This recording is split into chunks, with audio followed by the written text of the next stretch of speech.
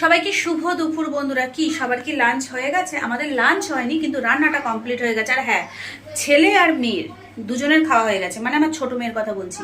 ছেলে মানে যদিও ওটা আমার ছেলে নয়, মানে বড় মাসের বন্ধুর ছেলে আমাদের বাড়িতে একটু এসছে ঘুরতে। ওই বাচ্চাটার খাওয়া হয়ে গেছে আর আমার ছোট মেয়ের খাওয়া হয়ে গেছে। আর বড় মেয়ে তো স্কুলে 5টার সময় আসবে, আর মেয়ে স্কুল থেকে আসলে তবে আমি খাবো। তো কি রান্না করেছি বলো তো? দেখো, এখন আবার আমি কিন্তু একটু বেরোবো, ঠিক আছে? তো ঝটপট আমি বেশি কিছু করিনি, কারণ আমার আবার বেরোতে হবে এই রোদের মধ্যে, খুব দরকার একটা জায়গায়। তাই জন্য আমি এই যে শাক ভাজা করে নিয়েছি। ফ্রিজে শাক ছিল, এটা হচ্ছে ছেঁচি শাক, খেতে আমার ভীষণ ভালো লাগে, রসুন দিয়ে বানিয়েছি। আর এটা হচ্ছে জ্যান্ত মাছ ছিল, বাটা মাছগুলো, সেই জ্যান্ত মাছের ঝোল আদা জিরে বাটা দিয়ে করেছি।